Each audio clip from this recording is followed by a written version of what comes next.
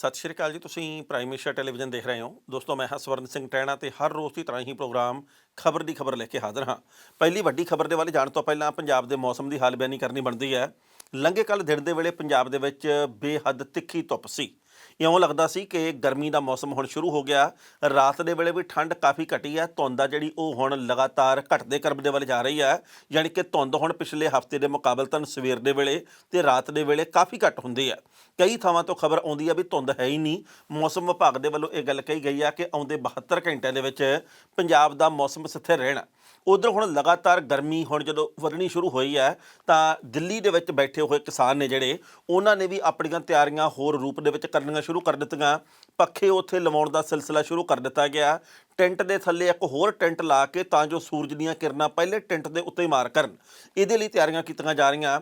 ਉੱਥੇ ਪੀਣ ਵਾਲੇ ਪਾਣੀ ਦੇ ਸਾਫ਼ ਸੁਥਰੇ ਪਾਣੀ ਦੇ ਪ੍ਰਬੰਧ ਕਰਨ ਦਾ ਸਿਲਸਿਲਾ ਸ਼ੁਰੂ ਕਰ ਦਿੱਤਾ ਗਿਆ।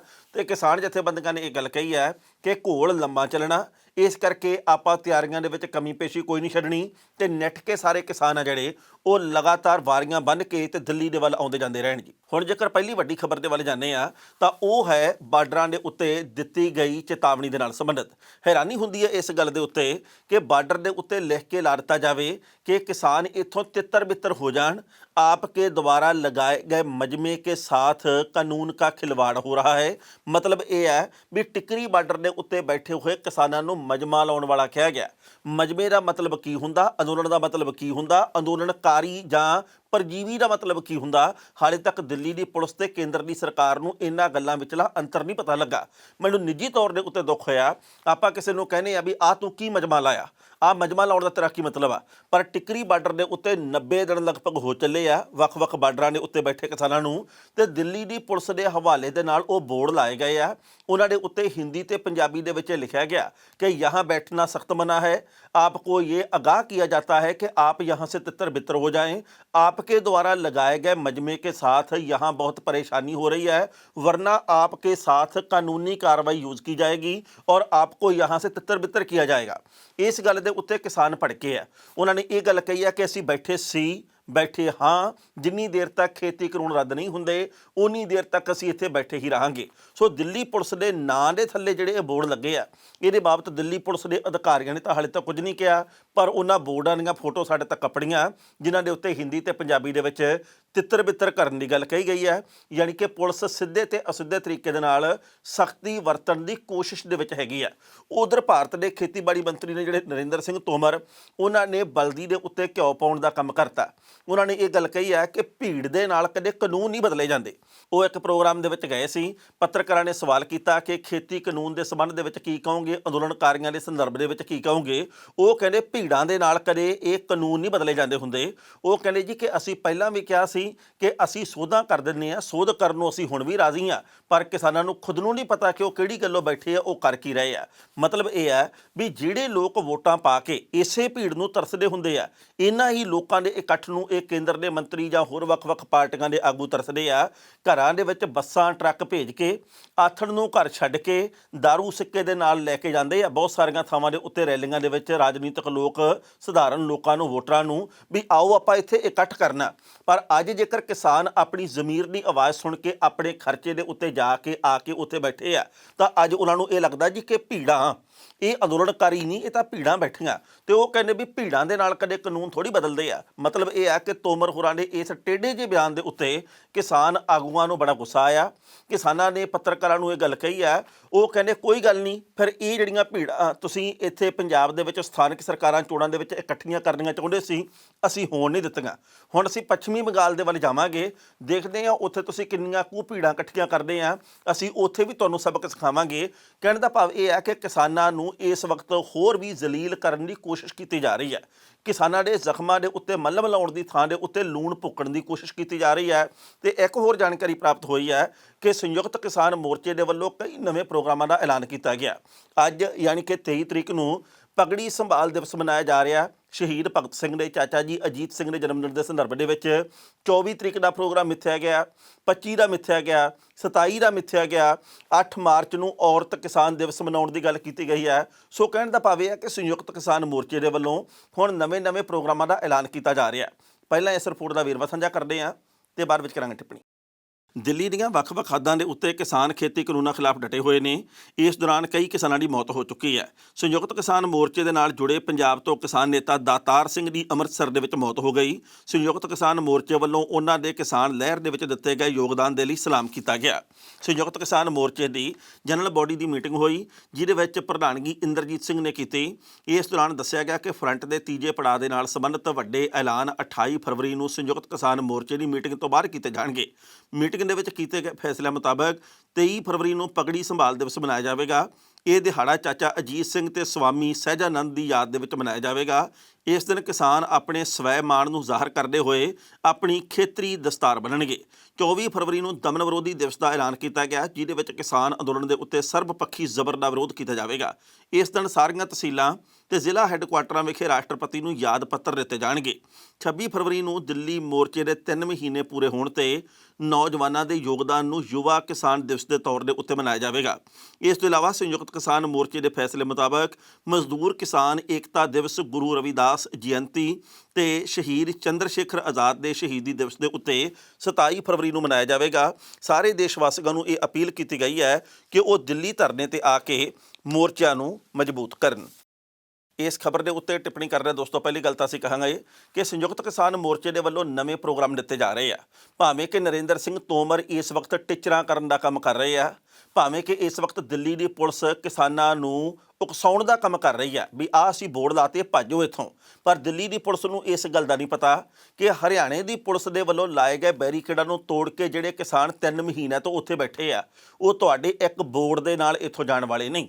ਤੁਸੀਂ ਕਾਨੂੰਨੀ ਕਾਰਵਾਈ ਨਿਰਦੋਸ਼ਾਂ ਦੇ ਉੱਤੇ ਹੁਣ ਵੀ ਤਾਂ ਕਰ ਹੀ ਰਹੇ ਹੋ। 26 ਤਰੀਕ ਤੋਂ ਬਾਅਦ ਕਈ ਲੋਕ ਤੁਸੀਂ ਇਹੋ ਜਿਹੇ ਵੀ ਗ੍ਰਿਫਤਾਰ ਕੀਤੇ ਆ ਜਿਹੜੇ ਕਿ ਲਾਲ ਕਿਲੇ ਦੇ ਵੱਲ ਗਏ ਹੀ ਨਹੀਂ। ਤੁਸੀਂ ਕਿਸੇ ਨੂੰ ਬਰਾੜੀ ਦੇ ਮੈਦਾਨ ਦੇ ਵਿੱਚੋਂ ਚੱਕਿਆ, ਕਿਸੇ ਨੂੰ ਰਾਹ ਦੇ ਵਿੱਚੋਂ ਚੱਕ ਲਿਆ, ਕਿਸੇ ਨੂੰ ਲੰਗਰ ਛਕਦੇ ਨੂੰ ਚੱਕ ਲਿਆ ਤੇ ਉਹਨਾਂ ਨੂੰ ਜੇਲ੍ਹ ਦੇ ਵਿੱਚ ਬੰਦ ਕੀਤਾ ਗਿਆ। ਕਈ ਜ਼ਮਾਨਤ ਦੇ ਉੱਤੇ ਆ ਗਏ ਤੇ ਕਈਆਂ ਨੇ ਹਾਲੇ ਆਉਣਾ ਬਾਕੀ ਹੈ। ਸੋ ਦਿੱਲੀ ਦੀ ਪੁਲਿਸ ਜਿਹਨੇ ਕਿ ਬਾਰਡਰਾਂ ਦੇ ਉੱਤੇ ਕਿੱਲਾਂ ਗੱਡੀਆਂ, ਧਰਤੀ ਦੇ ਵਿੱਚ ਕਿੱਲਾਂ ਫਿੱਟ ਕੀਤੀਆਂ, ਬਾਅਦ ਦੇ ਵਿੱਚ ਬਦਨਾਮੀ ਹੋਈ, ਉਹ ਕਿੱਲਾਂ ਪੱਟਣੀਆਂ ਪੈ ਗਈਆਂ। ਫਿਰ ਕਹਿੰਦੇ ਅਸੀਂ ਇੱਕ ਹੋਰ ਸਾਈਡ ਦੇ ਉੱਤੇ ਲਾਵਾਂਗੇ। ਜੇਕਰ ਤੁਹਾਡੀਆਂ ਕਿੱਲਾਂ ਦੇ ਕਰਕੇ, ਤੁਹਾਡੇ ਪੱਟੇ ਟੋਇਆਂ ਦੇ ਕਰਕੇ, ਤੁਹਾਡੀਆਂ ਬੈਰੀਕੇਡਾਂ ਦੇ ਕਰਕੇ, ਤੁਹਾਡੀਆਂ ਲਾਈਆਂ ਤਾਰਾਂ ਦੇ ਕਰਕੇ, ਤੁਹਾਡੇ ਮਿੱਟੀ ਦੇ ਭਰੇ ਹੋਏ ਟਿੱਪਰ ਖੜੇ ਕਰਨ ਦੇ ਕਰਕੇ ਕਿਸਾਨ ਨਹੀਂ ਗਏ, ਤਾਂ ਉਹਨਾਂ ਨੇ ਇਹ 2 4 5 ਬੋਰਡ ਜਿਹੜੇ ਤੁਸੀਂ ਡਰਾਉਣ ਦੇ ਲਈ ਲਾਏ ਆ, ਕਿਸਾਨਾਂ ਨੇ ਕਿਹਾ ਜੀ ਕਿ ਅਸੀਂ ਇੱਦਾਂ ਵੀ ਨਹੀਂ ਜਾਣ ਲੱਗੇ। ਉਸ ਤੋਂ ਅਗਲੀ ਗੱਲ ਇਹ ਆ ਕਿ ਬਰਨਾਲੇ ਦੀ ਦਾਣਾ ਮੰਡੀ ਦੇ ਵਿੱਚ ਜੋ ਭਾਰਤੀ ਕਿਸਾਨ ਯੂਨੀਅਨ ਉਗਰਾਹਾਂ ਦੇ ਵੱਲੋਂ ਮਹਾਂ ਰੈਲੀ ਕੀਤੀ ਗਈ ਹੈ, ਉਹਨੇ ਇੱਕ ਨਵਾਂ ਕੀਰਤੀਮਾਨ ਸਥਾਪਿਤ ਕਰ ਦਿੱਤਾ। 30 ਤੋਂ ਲੈ ਕੇ 40 ਹਜ਼ਾਰ ਦੇ ਕਰੀਬ ਤਾਂ ਔਰਤਾਂ ਹੀ ਕੇਸਰੀ ਚੁੰਨੀਆਂ ਵਾਲੀਆਂ ਉੱਥੇ ਪਹੁੰਚ ਗਿਆ ਐਤਵਾਰ ਨੂੰ। ਜਿਸ ਤਰੀਕੇ ਦਾ ਇਕੱਠ ਹੋਇਆ, ਉਹਨੇ ਬਹੁਤ ਵੱਡੇ ਪੱਧਰ ਦੇ ਉੱਤੇ ਲੋਕਾਂ ਨੂੰ, ਖਾਸ ਕਰਕੇ ਰਾਜਨੀਤਿਕ ਲੋਕਾਂ ਨੂੰ ਸੋਚਣ ਵਾਸਤੇ ਮਜਬੂਰ ਕਰਤਾ। 2 ਲੱਖ ਦੇ ਕਰੀਬ ਲੋਕ ਪਹੁੰਚੇ ਹੁਣ ਉਗਰਾਹਾਂ ਦੀ ਇਸ ਰੈਲੀ ਦੇ ਵਿੱਚ। ਤੇ ਜਿਹੜੇ ਲੋਕ ਇਹ ਗੱਲ ਕਹਿੰਦੇ ਸੀ ਸੰਯੁਕਤ ਕਿਸਾਨ ਮੋਰਚਾ ਤਾਂ ਪਾਟੋ ਧਾੜ ਦਾ ਸ਼ਿਕਾਰ ਹੋ ਗਿਆ, ਪੰਜਾਬ ਦੇ ਕਿਸਾਨ ਲੀਡਰ ਤਾਂ ਹੁਣ ਬਣਦੀ ਹੀ ਨਹੀਂ, ਇਹ ਤਾਂ ਜੀ ਖਖੜੀਆਂ ਕਰੇਲੇ ਹੋ ਗਏ ਆ, ਉਸੇ ਮੰਚ ਦੇ ਉੱਤੇ ਰੁਲਦੂ ਸਿੰਘ ਮਾਨਸਾ ਵੀ ਸੀ, ਉੱਥੇ ਜੋਗਿੰਦਰ ਸਿੰਘ ਉਗਰਾਹਾਂ ਵੀ ਸੀ, ਉੱਥੇ ਬਲਵੀਰ ਸਿੰਘ ਰਾਜੇਵਾਲ ਵੀ ਸੀ, ਉੱਥੇ ਬਾਕੀ ਕਿਸਾਨ ਆਗੂ ਵੀ ਸੀ। ਕਹਿਣ ਦਾ ਭਾਵ ਇਹ ਹੈ ਕਿ ਜਿਹੜੇ ਰਾਜੇਵਾਲ ਤੇ ਉਗਰਾਹਾਂ ਦੇ ਲੜਨ ਬਾਰੇ, ਇਹਨਾਂ ਦੀ ਆਪਸ 'ਚ ਫਸਣ ਦੇ ਬਾਰੇ, ਵਿਚਾਰਧਾਰਕ ਮਤਭੇਦਾਂ ਦੇ ਬਾਰੇ ਗੱਲਾਂ ਕਰਦੇ ਸੀ, ਉਹਨਾਂ ਲੋਕਾਂ ਨੂੰ ਚਾਨਣ ਜ਼ਰੂਰ ਹੋ ਗਿਆ ਕਿ ਸਾਡੀਆਂ ਇਹ ਜਿਹੜੀਆਂ ਛੁਰਲੀਆਂ ਇਹ ਕੋਈ ਅਸਰ ਨਹੀਂ ਕਰ ਰਹੀਆਂ। ਇੱਕ ਹੋਰ ਕਮਾਲ ਦੀ ਗੱਲ ਹੈ, ਜੋਗਿੰਦਰ ਸਿੰਘ ਉਗਰਾਹਾਂ ਨੇ ਉੱਥੇ ਮੰਚ ਦੇ ਉੱਤੇ ਖੜ੍ਹ ਕੇ ਗੱਲ ਕਹੀ ਹੈ ਕਿ ਦਿੱਲੀ ਦੀ ਪੁਲਿਸ ਨੇ ਫੋਟੋ ਜਾਰੀ ਕੀਤੀ ਹੈ ਰੁਲਦੂ ਸਿੰਘ ਮਾਨਸਾ ਦੀ। ਆਹ ਬੈਠਾ ਮੰਚ ਦੇ ਉੱਤੇ ਰੁਲਦੂ ਸਿੰਘ ਮਾਨਸਾ, ਜੇ ਹੈ ਕਿਸੇ ਦੇ ਵਿੱਚ ਹਿੰਮਤ ਤੇ ਆ ਕੇ ਇਹਨੂੰ ਹੱਥ ਲਾਵੇ, ਫਿਰ ਦੇਖਦੇ ਹਾਂ ਵੀ ਕੀ ਬਣਦਾ। ਕਹਿਣ ਦਾ ਭਾਵ ਇਹ ਹੈ ਕਿ ਕਿਸਾਨ ਆਗੂ ਵੀ ਹੁਣ ਤੱਤੇ ਰੌਣ ਦੇ ਵਿੱਚ ਹੈ। ਉਹ ਇਹ ਚਾਹੁੰਦੇ ਆ ਕਿ ਇਹ ਮੋਰਚਾ ਲਗਾਤਾਰ ਅੱਗੇ ਤੋਂ ਅੱਗੇ ਵਧੇ, ਪਰ ਜਿਸ ਤਰੀਕੇ ਦੇ ਇਕੱਠ ਪੰਜਾਬ ਦੇ ਵਿੱਚ ਹੋਏ ਆ, ਜਾਂ ਜਿਵੇਂ ਭਾਰਤ ਦੇ ਬਾਕੀ ਵੱਖ-ਵੱਖ ਸੂਬਿਆਂ ਦੇ ਵਿੱਚ ਇਹ ਮਹਾਂ ਪੰਚਾਇਤਾਂ ਹੋ ਰਹੀਆਂ, ਕਿਉਂਕਿ ਪੰਜਾਬ ਦੇ ਵਿੱਚ ਤਾਂ ਮਹਾਂ ਪੰਚਾਇਤਾਂ ਤੋਂ ਇਨਕਾਰ ਕਰ ਦਿੱਤਾ ਗਿਆ, ਪਰ ਇਹਨਾਂ ਇਕੱਠਾਂ ਦੇ ਕਰਕੇ ਕੇਂਦਰ ਦੀ ਸਰਕਾਰ ਨੂੰ ਸੋਝੀ ਆਉਣੀ ਚਾਹੀਦੀ ਸੀ, ਜਿਹੜੀ ਕਿ ਹਾਲੇ ਤੱਕ ਨਹੀਂ ਆਈ। ਜਦੋਂ ਹੁਣ ਭਾਰਤ ਦੇ ਪ੍ਰਧਾਨ ਮੰਤਰੀ ਇਹ ਗੱਲ ਕਹੀ ਜਾਂਦੇ ਆ, ਇਹ ਕਾਨੂੰਨ ਤਾਂ ਬਹੁਤ ਅੱਛੇ ਹੈ, हमने तो किसान की आमदन दुगनी करने के लिए फैसला किया है, उदों इस गल की समझ नहीं आती भी तोमर साहब ते बाकी मंत्री जिहड़े हर रोज़ ये गल कहंदे सी कि वड्डी गिणती विच किसान इन्हां कानूनां दे पक्ष दे विच भी आ, ਉਹ ਗਏ ਕਿੱਥੇ ਆ, ਉਹ ਦਿਸਦੇ ਕਿਉਂ ਨਹੀਂ ਹੈਗੇ, ਉਹ ਕਿਹੜੇ ਸੂਬਿਆਂ ਦੇ ਰਹਿਣ ਵਾਲੇ ਆ? ਕਿਉਂਕਿ ਵਿਰੋਧ ਕਰਨ ਵਾਲੇ ਤਾਂ ਦਿਸਦੇ ਆ ਵੀ ਆਹ ਦੇਖੋ ਜੀ ਲੱਖਾਂ ਦੀ ਗਿਣਤੀ ਵਿੱਚ ਕਿਸਾਨ ਬੈਠੇ ਆ, ਪਰ ਜਿਹੜੇ ਪੱਖ ਵਾਲੇ ਆ ਉਹ ਅਜੇ ਤੱਕ ਦਿਸੇ ਨਹੀਂ। 3 ਮਹੀਨੇ ਬੀਤ ਗਏ ਆ, ਉਹ ਨਹੀਂ ਹਾਲੇ ਤੱਕ ਦਿਸੇ। ਸੋ ਕਹਿਣ ਦਾ ਭਾਵ ਇਹ ਆ ਕਿ ਕਿਸਾਨ ਇਸ ਵਕਤ ਡਟੇ ਹੋਏ ਆ। ਦਿੱਲੀ ਦੇ ਬਾਰਡਰਾਂ ਦੇ ਉੱਤੇ ਪੰਜਾਬ ਦੇ ਕਿਸਾਨਾਂ ਨੇ ਹੋਰ ਜਾਣਾ ਸ਼ੁਰੂ ਕਰ ਦਿੱਤਾ ਹੈ ਤੇ ਬਰਨਾਲੇ ਵਾਲੀ ਜਿਹੜੀ ਰੈਲੀ ਆ ਉਹਦੇ ਕਰਕੇ ਇੱਕ ਨਵੀਂ ਊਰਜਾ ਭਰੀ ਗਈ ਹੈ, ਜਿਹਦੇ ਕਰਕੇ ਟਰਾਲੀਆਂ ਨੇ ਵਹੀਰਾਂ ਕੱਤ ਕੇ ਜਾਣਾ ਸ਼ੁਰੂ ਕਰ ਦਿੱਤਾ ਟਿਕਰੀ ਤੇ ਸਿੰਘੂ ਬਾਰਡਰ ਦੇ ਵੱਲ। ਸੋ ਪੰਜਾਬੀਆਂ ਦਾ ਇਕੱਠ ਜਿਹੜਾ ਕਿ ਸਾਨੂੰ ਘਟਦਾ ਪ੍ਰਤੀਤ ਹੋ ਰਿਹਾ ਸੀ, ਹੁਣ ਇੱਕ ਵਾਰ ਫਿਰ ਜੋ ਬੰਦੇ ਉੱਤੇ ਜਾਂਦਾ ਪ੍ਰਤੀਤ ਹੁੰਦਾ। ਇਹ ਵੀ ਗੱਲ ਸੱਚੀ ਹੈ ਕਿ ਵਾਢੀ ਦੇ ਮੌਕੇ ਦੇ ਉੱਤੇ ਇਕੱਠ ਘਟ ਸਕਦਾ, ਕਿਉਂਕਿ ਘਰ ਦੇ ਕੰਮ ਵੀ ਕਰਨੇ ਆ, ਖੇਤੀਬਾੜੀ ਦੇ ਕੰਮ ਕਰਨੇ ਆ। ਕਿਸਾਨ ਆਗੂਆਂ ਨੇ ਗੱਲ ਕਹੀ ਹੈ ਕਿ ਇੱਕ ਪਿੰਡ ਦੇ ਵਿੱਚੋਂ 10-10 ਲੋਕ ਇੱਥੇ ਜ਼ਰੂਰ ਪਹੁੰਚਣ, ਉਹ 10 ਹਫ਼ਤੇ ਬਾਅਦ ਚਲੇ ਜਾਣ, ਨਵੇਂ 10 ਆ ਜਾਣ। ਅਸੀਂ ਤੁਹਾਡੇ ਖੇਤੀਬਾੜੀ ਦੇ ਕੰਮਾਂ ਨੂੰ ਵੀ ਸਮਝਦੇ ਹਾਂ, ਪਰ ਆਪਾਂ ਇਸ ਜੰਗ ਨੂੰ ਜਿੱਤ ਕੇ ਮੁੜਨਾ। ਰੁਲਦੂ ਸਿੰਘ ਮਾਨਸਾ ਹੋਰਾਂ ਨੇ ਕਿਹਾ, ਜਾਂ ਤਾਂ ਅਸੀਂ ਖੇਤੀਬਾੜੀ ਕਾਨੂੰਨ ਵਾਪਸ ਕਰਵਾ ਕੇ ਆਵਾਂਗੇ ਤੇ ਜਾਂ ਫਿਰ ਸਾਡੀ ਡੈੱਡ ਬੋਡੀ ਆਊਗੀ। ਸੋ ਕਹਿਣ ਦਾ ਭਾਵ ਇਹ ਹੈ ਕਿ ਜੰਗ ਆਰ ਜਾਂ ਪਾਰ ਦੀ ਹੈ, ਜੰਗ ਕਰੋ ਜਾਂ ਮਰੋ ਦੀ ਹੈ। ਪਿਛਲੇ ਦਿਨੀ ਰਾਕੇਸ਼ ਟਕੈਤ ਹੋਰਾਂ ਨੇ ਇੱਕ ਮਹਾਂ ਪੰਚਾਇਤ ਦੇ ਵਿੱਚ ਇਹ ਗੱਲ ਕਹੀ ਸੀ, ਕੇਂਦਰ ਦੀ ਸਰਕਾਰ ਨੂੰ ਚੇਤਾਵਨੀ ਦਿੰਦਿਆਂ ਇਹ ਗੱਲ ਆਖੀ ਕਿ ਜੇਕਰ ਤੁਸੀਂ ਸਾਡੀਆਂ ਮੰਗਾਂ ਨਾ ਮੰਨੀਆਂ ਤਾਂ ਫਿਰ ਕਿਸਾਨ ਆਪਣੀ ਇੱਕ ਫਸਲ ਦੀ ਕੁਰਬਾਨੀ ਵੀ ਦੇ ਦੇਣਗੇ। ਉਹਨਾਂ ਨੇ ਇਹ ਗੱਲ ਕਹੀ ਸੀ ਜੀ ਕਿ ਕਿਸਾਨ ਫਸਲਾਂ ਨੂੰ ਅੱਗ ਲਾ ਦੂਗਾ, ਆਪਦੇ ਜੋਗੀ ਬੀਜੂਗਾ, ਆਪਦੇ ਜੋਗਾ ਪਰਿਵਾਰ ਜੋਗਾ ਸਾਰ ਲੂਗਾ, ਪਰ ਇਹਦਾ ਮਤਲਬ ਇਹ ਨਹੀਂ ਹੋਊਗਾ ਕਿ ਪੂਰੇ ਦੇਸ਼ ਦਾ ਢਿੱਡ ਵੀ ਭਰੇ, ਤੁਹਾਡੀਆਂ ਗੱਲਾਂ ਵੀ ਸੁਣੇ, ਤੁਹਾਡੀਆਂ ਜ਼ਿਆਰਤਾਂ ਵੀ ਚੱਲੇ, ਤੁਹਾਡੇ ਵੱਲੋਂ ਜੋ ਟਿਚਰਾਂ ਕੀਤੀਆਂ ਜਾਂਦੀਆਂ ਉਹਨੂੰ ਵੀ ਬਰਦਾਸ਼ਤ ਕਰੇ। ਇਸ ਗੱਲ ਦੇ ਉੱਤੇ ਕਈ ਤਰ੍ਹਾਂ ਦੇ ਵਿਚਾਰ ਆਏ ਸੀ, ਪਰ ਹੁਣ ਖਬਰ ਨਵੀਂ ਇਹ ਆਈ ਹੈ ਕਿ ਭਾਰਤ ਦੇ ਕੁਝ ਹਿੱਸਿਆਂ ਦੇ ਵਿੱਚ ਕਿਸਾਨਾਂ ਨੇ ਆਪਣੀਆਂ ਫਸਲਾਂ ਨੂੰ ਵਾਹੁਣਾ ਸ਼ੁਰੂ ਕਰਤਾ। ਕਿਸੇ ਥਾਂ ਤੋਂ ਖਬਰ ਆਈ ਹੈ ਕਿ 5 ਏਕੜ ਜਿਹੜੀ ਕਣਕ ਆ ਉਹ ਵਾਹਤੀ ਕਿਸੇ ਕਿਸਾਨ ਨੇ, ਕਿਸੇ ਥਾਂ ਦੇ ਉੱਤੇ ਕੋਈ ਹੋਰ ਫਸਲ ਆ ਜਿਹੜੀ ਉਹ ਵਾਹ ਦਿੱਤੀ ਹੈ। ਇਸ ਗੱਲ ਦੇ ਉੱਤੇ ਟਕੈਤ ਹੋਰਾਂ ਨੇ ਇਹ ਆਖਿਆ, ਉਹ ਕਹਿੰਦੇ ਵੀ ਸਾਡੇ ਕਹਿਣ ਦਾ ਅਰਥ ਇਹ ਨਹੀਂ ਸੀ ਕਿ ਆਪਾਂ ਇੱਦਾਂ ਫਸਲਾਂ ਬਰਬਾਦ ਕਰ ਲੈਣੀਆਂ। ਸੋ ਗੱਲ ਵੈਸੇ ਸਮਝਣ ਵਾਲੀ ਵੀ ਹੈ, ਭਾਵੇਂ ਟਕੈਤ ਹੋਰਾਂ ਨੇ ਜੋ ਮਰਜ਼ੀ ਕਿਹਾ ਹੋਵੇ, ਪਰ ਕਿਉਂਕਿ ਸਾਡੀਆਂ ਆਰਥਿਕ ਮਜਬੂਰੀਆਂ ਪਹਿਲਾਂ ਵੀ ਬਹੁਤ ਸਾਰੀਆਂ, ਇਸ ਕਰਕੇ ਸਾਨੂੰ ਆਪਣੀਆਂ ਫਸਲਾਂ ਬਰਬਾਦ ਨਹੀਂ ਕਰਨੀਆਂ ਚਾਹੀਦੀਆਂ। ਮੁੱਲ ਤਾਂ ਸਾਨੂੰ ਉਹ ਪਹਿਲਾਂ ਨਹੀਂ ਸਹੀ ਦੇ ਕੇ ਰਾਜ਼ੀ, ਕਰਜ਼ੇ ਦੀ ਪੰਡ ਤਾਂ ਸਾਡੇ ਸਿਰ ਦੇ ਉੱਤੇ ਪਹਿਲਾਂ ਹੀ ਆ। ਇਸ ਕਰਕੇ ਜੇਕਰ ਕੋਈ ਵੀ ਇਹ ਗੱਲ ਕਹਿੰਦਾ ਕਿ ਆਪਣੀਆਂ ਫਸਲਾਂ ਬਰਬਾਦ ਕਰ ਦਿਓ, ਅੱਗ ਲਾ ਦਿਓ, ਵਾਹ ਦਿਓ, ਤਾਂ ਆਪਾਂ ਨੂੰ ਇਹ ਗੱਲ ਭੋਰਾ ਨਹੀਂ ਮੰਨਣੀ ਚਾਹੀਦੀ। ਜੇ ਘਰ ਦੇ ਵਿੱਚ ਨਿਆਣਿਆਂ ਨੂੰ ਪੜ੍ਹਾਉਣ ਜੋਗੇ 4 ਛਿੱਲੜ ਹੋਣਗੇ, ਜੇ ਘਰ ਦੇ ਵਿੱਚ 4 ਛਿੱਲੜ ਪਏ ਹੋਣਗੇ, ਆਪਾਂ ਤਾਂ ਹੀ ਕੋਈ ਨਾ ਕੋਈ ਨਵੀਂ ਗਤੀਵਿਧੀ ਉਲੀਕ ਸਕਦੇ ਹਾਂ। ਕਰਜ਼ੇ ਦੀ ਪੰਡ ਸਾਡੇ ਸਿਰ ਤੇ ਪਹਿਲਾਂ ਹੋਵੇ, ਉੱਤੋਂ ਅਸੀਂ ਫਸਲ ਵੱਧ ਗਏ, ਇਹਦੇ ਨਾਲ ਕਿਸੇ ਵੀ ਕੇਂਦਰੀ ਮੰਤਰੀ ਦੀ ਸਿਹਤ ਦੇ ਉੱਤੇ ਕੋਈ ਅਸਰ ਨਹੀਂ ਹੋਣਾ। ਇਸ ਕਰਕੇ ਜਜ਼ਬਾਤੀ ਹੋਣਾ ਇੱਕ ਵੱਖਰੀ ਗੱਲ ਹੈ, ਤਰਕ ਦੇ ਨਾਲ ਅੱਗੇ ਵਧਣਾ ਇੱਕ ਵੱਖਰੀ ਗੱਲ ਹੈ, ਤੱਥਾਂ ਸਮੇਤ ਗੱਲ ਕਰਨੀ ਇੱਕ ਵੱਖਰੀ ਗੱਲ ਹੈ। ਪਹਿਲਾਂ ਇਸ ਰਿਪੋਰਟ ਦਾ ਵੇਰਵਾ ਸਾਂਝਾ ਕਰਦੇ ਹਾਂ ਤੇ ਬਾਅਦ ਵਿੱਚ ਕਰਾਂਗੇ ਟਿੱਪਣੀ। ਭਾਰਤੀ ਕਿਸਾਨ ਯੂਨੀਅਨ ਦੇ ਆਗੂ ਰਾਕੇਸ਼ ਟਕੈਤ ਦਾ ਬਿਆਨ ਸਾਹਮਣੇ ਆਇਆ ਸੀ ਕਿ ਅਸੀਂ ਖੜੀ ਫਸਲ ਨੂੰ ਬਰਬਾਦ ਕਰ ਦੇਵਾਂਗੇ ਪਰ ਘਰ ਵਾਪਸ ਨਹੀਂ ਜਾਵਾਂਗੇ। ਟਕੈਤ ਦੇ ਇਸ ਬਿਆਨ ਦਾ ਅਸਰ ਜੀਂਦ ਦੇ ਵਿੱਚ ਦੇਖਣ ਨੂੰ ਮਿਲਿਆ, ਜਿੱਥੇ ਕਿਸਾਨ ਨੇ ਕਈ ਏਕੜ ਕਣਕ ਦੀ ਫਸਲ ਦੇ ਉੱਤੇ ਟਰੈਕਟਰ ਚਲਾ ਦਿੱਤਾ। ਜੀਂਦ ਜ਼ਿਲ੍ਹੇ ਦੇ ਗੁਲਕਣੀ ਪਿੰਡ ਦੇ ਕਿਸਾਨ ਨੇ ਟਰੈਕਟਰ ਚਲਾ ਕੇ ਆਪਣੀ ਕਣਕ ਦੀ ਫਸਲ ਨੂੰ ਨਸ਼ਟ ਕਰ ਦਿੱਤਾ। ਇਹਦੀ ਵਜ੍ਹਾ ਉਸਨੇ ਕਿਸਾਨ ਨੇਤਾ ਰਾਕੇਸ਼ ਟਕੈਤ ਦੀ ਅਪੀਲ ਨੂੰ ਦੱਸਿਆ। ਕਿਸਾਨ ਦਾ ਕਹਿਣਾ ਕਿ ਫਸਲ ਸਾੜਨ ਦੇ ਨਾਲ ਪ੍ਰਦੂਸ਼ਣ ਹੋਵੇਗਾ, ਇਸ ਲਈ ਉਸਨੇ ਫਸਲ ਦੇ ਉੱਤੇ ਟਰੈਕਟਰ ਚਲਾ ਦਿੱਤਾ। ਦਰਅਸਲ ਟਕੈਤ ਨੇ ਕਿਸਾਨ ਮਹਾਂ ਪੰਚਾਇਤ ਦੇ ਵਿੱਚ ਕਿਹਾ ਸੀ ਕਿ ਸਰਕਾਰ ਇਹ ਨਾ ਸਮਝੇ ਕਿ ਕਿਸਾਨ ਵਾਢੀ ਕਰਨ ਲੱਗ ਜਾਣਗੇ ਤੇ ਅੰਦੋਲਨ ਖਤਮ ਹੋ ਜਾਵੇਗਾ। ਅਸੀਂ ਖੜੀ ਫਸਲ ਬਰਬਾਦ ਕਰ ਦੇਵਾਂਗੇ ਪਰ ਘਰ ਵਾਪਸ ਨਹੀਂ ਜਾਵਾਂਗੇ। ਪਰ ਹੁਣ ਟਕੈਤ ਨੇ ਗੱਲ ਕਹੀ ਹੈ ਕਿ ਕਿਸਾਨਾਂ ਨੂੰ ਅਸੀਂ ਅਜਿਹਾ ਕਰਨ ਦੇ ਲਈ ਨਹੀਂ ਸਿੱਖਿਆ। ਮੈਂ ਅਪੀਲ ਕਰਦਾ ਕਿ ਕਿਸਾਨ ਇਹੋ ਜਿਹਾ ਕੰਮ ਨਾ ਕਰਨ। ਮੈਂ ਕਿਹਾ ਸੀ ਕਿ ਜੇਕਰ ਫਸਲ ਦੀ ਵਾਢੀ ਕਾਰਨ ਸਰਕਾਰ ਅੰਦੋਲਨ ਨੂੰ ਕਮਜ਼ੋਰ ਕਰਨ ਦੀ ਕੋਸ਼ਿਸ਼ ਕਰ ਰਹੀ ਹੈ ਤਾਂ ਅਸੀਂ ਫਸਲ ਤਿਆਗਣ ਦੇ ਲਈ ਤਿਆਰ ਹਾਂ। ਉਸ ਸਮੇਂ ਕੀ ਕਰਨਾ ਤੇ ਕਿਵੇਂ ਕਰਨਾ ਉਹ ਦੱਸਿਆ ਜਾਵੇਗਾ, ਪਰ ਉਦੋਂ ਤੱਕ ਕਿਸਾਨ ਇਸ ਤਰ੍ਹਾਂ ਆਪਣੀ ਫਸਲ ਨੂੰ ਬਰਬਾਦ ਨਾ ਕਰੇ। ਦੱਸਣਾ ਬਣਦਾ ਕਿ 3 ਮਹੀਨੇ ਹੋਣ ਦੇ ਬਾਵਜੂਦ ਦਿੱਲੀ ਦੇ ਵੱਖ-ਵੱਖ ਬਾਰਡਰ ਤੇ ਬੈਠਿਆਂ ਹੋਇਆਂ ਕੇਂਦਰ ਦੀ ਸਰਕਾਰ ਦੇ ਵੱਲੋਂ ਕੋਈ ਗੌਰ ਫਰਮਾਈ ਨਹੀਂ ਕੀਤੀ ਜਾ ਰਹੀ, ਜਿਹਦੇ ਕਰਕੇ ਕਿਸਾਨਾਂ ਦੇ ਮਨਾਂ ਵਿੱਚ 100 ਤਰ੍ਹਾਂ ਦੇ ਸਵਾਲ ਉੱਠ ਰਹੇ ਨੇ। ਇਸ ਖਬਰ ਦੇ ਉੱਤੇ ਟਿੱਪਣੀ ਕਰਦਾ ਦੋਸਤੋ, ਪਹਿਲੀ ਗੱਲ ਤਾਂ ਅਸੀਂ ਕਹਾਂਗੇ ਰਾਕੇਸ਼ ਟਕੈਤ ਹੋਰਾਂ ਨੇ ਜਿਹੜਾ ਹੁਣ ਬਿਆਨ ਪੇਸ਼ ਕੀਤਾ ਹੈ, ਮੈਂ ਉਹਦੇ ਨਾਲ ਨਿੱਜੀ ਤੌਰ ਦੇ ਉੱਤੇ ਸਹਿਮਤ ਹਾਂ। ਸ਼ਾਇਦ ਤੁਸੀਂ ਵੀ ਸਹਿਮਤ ਹੋਵੋ, ਕਿਉਂਕਿ ਇਹ ਗੱਲ ਸਮਝਾਉਣੀ ਤੇ ਸੁਨੇਹੇ ਦੇ ਰੂਪ ਦੇ ਵਿੱਚ ਲਾਗੂ ਕਰਵਾਉਣੀ ਕਿਸਾਨ ਆਗੂਆਂ ਦੀ ਜ਼ਿੰਮੇਵਾਰੀ ਹੈ ਕਿ ਨੁਕਸਾਨੀ ਗਈ ਖੇਤੀਬਾੜੀ, ਨੁਕਸਾਨੇ ਜਾ ਰਹੇ ਲਗਾਤਾਰ ਕਿਸਾਨ ਹੋਰ ਕਿਸੇ ਨੁਕਸਾਨ ਨੂੰ ਆਪਣੇ ਮੋਢਿਆਂ ਦੇ ਉੱਤੇ ਨਾ ਚੁੱਕਣ। ਖਾਸ ਕਰਕੇ ਉਸ ਵੇਲੇ ਜਦੋਂ ਸਾਡਾ ਕੇਂਦਰ ਦੀ ਹਕੂਮਤ ਦੇ ਨਾਲ ਮੱਥਾ ਲੱਗਾ ਹੋਇਆ, ਖਾਸ ਕਰਕੇ ਉਸ ਵੇਲੇ ਜਦੋਂ ਕਿਸਾਨੀ ਆ ਜਿਹੜੀ ਉਹ ਥੋੜ੍ਹੇ ਪੈਸੇ ਪਾ ਕੇ ਇਸ ਅੰਦੋਲਨ ਨੂੰ ਅੱਗੇ ਤੋਂ ਅੱਗੇ ਵਧਾ ਰਹੀ ਹੈ। ਇਸ ਕਰਕੇ ਕਿਸੇ ਨੂੰ ਵੀ ਆਪਣੀ ਫਸਲ ਬਿਲਕੁਲ ਨਹੀਂ ਵਾਹੁਣੀ ਚਾਹੀਦੀ। ਨਿੱਠ ਕੇ ਊਰਜਾਵਾਨ ਹੋ ਕੇ ਉਤਸ਼ਾਹ ਦੇ ਨਾਲ, ਚੜ੍ਹਦੀ ਕਲਾ ਦੇ ਨਾਲ ਆਪਣਾ ਯੋਗਦਾਨ ਪਾਉਣਾ ਚਾਹੀਦਾ, ਨਾ ਕਿ ਆਪਣਾ ਕੋਈ ਆਰਥਿਕ ਤੌਰ ਦੇ ਉੱਤੇ ਥੋੜ੍ਹਾ ਜਿਹਾ ਬਹੁਤਾ ਨੁਕਸਾਨ ਇਸ ਰੂਪ ਦੇ ਵਿੱਚ ਕਰਨਾ ਚਾਹੀਦਾ। ਇਹ ਕਿਸਾਨ ਆਗੂਆਂ ਦੀ ਕਹੀ ਹੋਈ ਗੱਲ ਹੈ। ਉਸ ਤੋਂ ਅਗਲੀ ਗੱਲ ਇਹ ਹੈ ਜਿਹੜੀ ਕਿ ਇੱਕ ਬੇਨਤੀ ਦੇ ਰੂਪ ਦੇ ਵਿੱਚ ਹੈ, ਕਿਉਂਕਿ ਹਰ ਰੋਜ਼ ਖਬਰਾਂ ਪ੍ਰਾਪਤ ਹੋ ਰਹੀਆਂ ਕਿ ਫਲਾਣੀ ਥਾਂ ਦੇ ਉੱਤੇ ਖੁਦਕੁਸ਼ੀ ਹੋ ਗਈ, ਫਲਾਣੀ ਥਾਂ ਤੇ ਖੁਦਕੁਸ਼ੀ ਕਰ ਲਈ। ਪਿਛਲੇ ਦਿਨੀ ਪਿਓ ਪੁੱਤ ਦੇ ਵੱਲੋਂ ਖੁਦਕੁਸ਼ੀ ਕੀਤੀ ਗਈ ਹੈ। ਉਹਨਾਂ ਨੇ ਖੁਦਕੁਸ਼ੀ ਨੋਟ ਦੇ ਵਿੱਚ ਲਿਖਿਆ ਕਿ ਕਰਜ਼ੇ ਨਹੀਂ ਮਾਰਦੇ ਕਰਕੇ ਤੇ 3 ਖੇਤੀ ਕਾਨੂੰਨ ਜ਼ਬਰਦਸਤੀ ਲਾਗੂ ਕਰਨ ਦੇ ਕਰਕੇ ਅਸੀਂ ਇਸ ਵਕਤ ਸਦਮੇ ਦੇ ਵਿੱਚ ਆ, ਤਾਂ ਕਰਕੇ ਖੁਦਕੁਸ਼ੀ ਕਰਨ ਲੱਗੇ ਆ। ਬੇਨਤੀ ਇਹ ਹੈ ਕਿ ਖੁਦਕੁਸ਼ੀਆਂ ਦਾ ਆਪਾਂ ਖਹਿੜਾ ਛੱਡੀਏ। ਜੋ ਮੌਤਾਂ ਹੋ ਰਹੀਆਂ ਕਿਸੇ ਦੀ ਦਿਲ ਦੇ ਦੌਰੇ ਦੇ ਕਰਕੇ, ਕਿਸੇ ਦੀ ਕੋਈ ਹੋਰ ਸੜਕ ਹਾਦਸੇ ਦੇ ਕਰਕੇ, ਇਹ ਵੀ ਬਹੁਤ ਦੁਖਦਾਈ ਆ। ਅਸੀਂ ਚਾਹੁੰਦੇ ਹਾਂ ਕਿ ਸਾਰੇ ਕਿਸਾਨ, ਹਰ ਵਿਅਕਤੀ ਤੰਦਰੁਸਤ ਰਹੇ, ਪਰ ਜਦੋਂ ਅਸੀਂ ਮੌਤ ਨੂੰ ਆਪ ਸਹੇੜਦੇ ਹਾਂ, ਪਿਓ ਪੁੱਤ ਨੇ ਖੁਦਕੁਸ਼ੀ ਕਰ ਲਈ, ਨਾ ਤਾਂ ਸੂਬੇ ਦੀ ਸਰਕਾਰ ਦੇ ਉੱਤੇ ਕੋਈ ਅਸਰ ਹੈ, ਨਾ ਕੇਂਦਰ ਦੀ ਸਰਕਾਰ ਦੇ ਉੱਤੇ ਕੋਈ ਅਸਰ ਹੈ। ਇਹਨਾਂ ਦੋਵਾਂ ਸਰਕਾਰਾਂ ਨੇ ਤਾਂ ਇੱਕ ਦੂਜੇ ਦੇ ਉੱਤੇ ਇਲਜ਼ਾਮਬਾਜ਼ੀ ਕਰਨੀ ਆ। ਕੇਂਦਰ ਦੀ ਸਰਕਾਰ ਨੇ ਕਹਿਣਾ ਇਹ ਕੈਪਟਨ ਦੇ ਵੱਲੋਂ ਕਰਵਾਇਆ ਗਿਆ ਕੰਮ ਆ, ਕਿਉਂਕਿ ਕਿਸਾਨ ਆ ਜਿਹੜੇ ਇਹ ਜਾਣਬੁੱਝ ਕੇ ਬਿਠਾਏ ਗਏ, ਉਹ ਵਾਰ-ਵਾਰ ਕਹਿੰਦੇ ਆ। ਕੈਪਟਨ ਹੋਰਾਂ ਨੇ ਕਹਿਣਾ ਕਿ ਦੇਖੋ ਜੀ, ਇਸ ਤਾਂ ਕਰਜ਼ੇ ਮਾਫ ਕਰਤੇ ਤਾਂ ਕੇਂਦਰ ਦੀ ਸਰਕਾਰ ਦੇ ਕਰਕੇ ਹੀ, ਰੋਸ ਦੇ ਰੂਪ ਦੇ ਵਿੱਚ, ਨਿਰਾਸ਼ਾ ਦੇ ਵਿੱਚ ਇਹ ਸਾਰਾ ਕੁਝ ਹੋ ਰਿਹਾ। ਸੋ ਇਸ ਕਰਕੇ ਕਿਸੇ ਨੇ ਕਿਸੇ ਦੀ ਬਾਂਹ ਨਹੀਂ ਫੜਨੀ, ਆਪਾਂ ਖੁਦਕੁਸ਼ੀ ਨਹੀਂ ਕਰਨੀ। ਜਿਉਂਦੇ ਮਨੁੱਖ ਦਾ ਫਰਜ਼ ਹੁੰਦਾ ਹਾਲਾਤ ਦੇ ਨਾਲ ਮੱਥਾ ਲਾਉਣਾ, ਤੇ ਹਾਲਾਤ ਦੇ ਨਾਲ ਮੱਥਾ ਲਾ ਕੇ ਆਪਾਂ ਅੱਗੇ ਵਧਣਾ। ਜ਼ਿੰਦਗੀ ਦੇ ਵਿੱਚ ਬਹੁਤ ਕੁਝ ਹੋਇਆ ਚੰਗਾ ਮਾੜਾ, ਬਹੁਤ ਕੁਝ ਚੰਗਾ ਤੇ ਮਾੜਾ ਹੋਣਾ ਬਾਕੀ ਵੀ ਹੈ, ਪਰ ਅਸੀਂ ਚੰਗੇ ਦੀ ਗੱਲ ਵੱਧ ਕਰੀਏ। ਅਸੀਂ ਜੋ ਬੀਤ ਗਿਆ ਮਾੜਾ, ਉਹਦੇ ਵੱਲ ਅਸੀਂ ਖਿਆਲ ਕਿਉਂ ਕਰੀਏ? ਜ਼ਿੰਦਗੀ ਬਹੁਤ ਖੂਬਸੂਰਤ ਹੈ। ਮੁਸ਼ਕਲਾਂ ਹਰ ਬੰਦੇ ਦੀ ਜ਼ਿੰਦਗੀ ਦੇ ਵਿੱਚ ਆਉਂਦੀਆਂ। ਚੰਗੇ ਤੋਂ ਬਾਅਦ ਮਾੜਾ ਵੇਲਾ ਤੇ ਮਾੜੇ ਤੋਂ ਬਾਅਦ ਚੰਗਾ ਵੇਲਾ ਹਰ ਕਿਸੇ ਦੇ ਉੱਤੇ ਆਉਣਾ ਕੁਦਰਤੀ ਹੈ। ਜੇਕਰ ਅਸੀਂ ਇਹ ਗੱਲ ਕਹਿੰਦੇ ਆ ਕਿ ਨਾ ਤਾਂ ਜਨਮ ਬੰਦੇ ਦੇ ਹੱਥ ਦੇ ਵਿੱਚ ਹੈ ਤੇ ਨਾ ਮੌਤ ਬੰਦੇ ਦੇ ਹੱਥ ਦੇ ਵਿੱਚ ਹੈ, ਤੇ ਫਿਰ ਅਸੀਂ ਮੌਤ ਨੂੰ ਗਲ ਦੇ ਨਾਲ ਕਿਉਂ ਲਾਉਂਦੇ ਆ? ਅਸੀਂ ਤਾਂ ਗੁਰੂ ਸਾਹਿਬਾਨ ਦੇ ਵੱਲੋਂ ਜੋ ਚੜ੍ਹਦੀ ਕਲਾ ਦਾ ਸੁਨੇਹਾ ਦਿੱਤਾ ਗਿਆ, ਉਹਦੇ ਉੱਤੇ ਅਮਲ ਕਰੀਏ। ਦੁੱਖ ਹੁੰਦਾ ਹੈ, ਮੈਨੂੰ ਨਿੱਜੀ ਤੌਰ ਤੇ ਜਾਪਦਾ ਵੀ ਜਿਵੇਂ ਸਾਡੇ ਪਰਿਵਾਰ ਦਾ ਕੋਈ ਜੀ ਇਸ ਤਰੀਕੇ ਦੇ ਨਾਲ ਮੌਤ ਦੀ ਬੁੱਕਲ 'ਚ ਚਲਾ ਗਿਆ ਹੋਵੇ। ਆਪਾਂ ਚੜ੍ਹਦੀ ਕਲਾ ਦੇ ਵਿੱਚ ਰਹਿਣਾ, ਹਮੇਸ਼ਾ ਜ਼ਿੰਦਾਬਾਦ ਰਹਿਣਾ। ਪਤੰਜਲੀ ਦਾ ਇੱਕ ਨਵਾਂ ਕਾਰਨਾਮਾ ਸਾਹਮਣੇ ਆਇਆ। ਰਾਮਦੇਵ ਹੋਰਾਂ ਦੇ ਵੱਲੋਂ ਹੁਣ ਤੱਕ ਬਹੁਤ ਕੁਝ ਕੀਤਾ ਗਿਆ, ਪਰ ਕਈ ਕੁਝ ਚੰਗੇ ਤੋਂ ਉਲਟ ਵੀ ਸਾਹਮਣੇ ਆਇਆ ਸਮੇਂ-ਸਮੇਂ ਤੇ ਖਬਰਾਂ ਦੇ ਰੂਪ ਦੇ ਵਿੱਚ। ਸ਼ਾਇਦ ਤੁਹਾਨੂੰ ਚੇਤੇ ਹੋਵੇ, ਕਰੋਨਾ ਮਹਾਮਾਰੀ ਦਾ ਸਿਖਰ ਸੀ। ਵੈਸੇ ਤਾਂ ਹੁਣ ਵੀ ਪੰਜਾਬ ਦੇ ਵਿੱਚ ਕਰੋਨਾ ਦੇ ਕੇਸ ਲਗਾਤਾਰ ਵੱਧ ਰਹੇ ਆ, ਚਿੰਤਾਜਨਕ ਗੱਲ ਆ। ਕਈ ਲੋਕ ਨਹੀਂ ਵੀ ਮੰਨਦੇ, ਉਹਨਾਂ ਦੀ ਆਪਣੀ ਮਰਜ਼ੀ ਆ। ਜਿਹੜੇ ਇਹ ਗੱਲ ਕਹਿੰਦੇ ਜੀ ਕਿ ਤਾਂ ਸਿਰਫ ਡਰਾਮਾ, ਅਸੀਂ ਉਹਨਾਂ ਦੇ ਉੱਤੇ ਵੀ ਕੋਈ ਟਿੱਪਣੀ ਨਹੀਂ ਕਰਦੇ, ਪਰ ਕੇਸ ਲਗਾਤਾਰ ਵੱਧ ਰਹੇ ਆ ਭਾਰਤ ਦੇ ਵੱਖ-ਵੱਖ ਸੂਬਿਆਂ ਦੇ ਵਿੱਚ ਖਬਰਾਂ ਦੇ ਮੁਤਾਬਕ।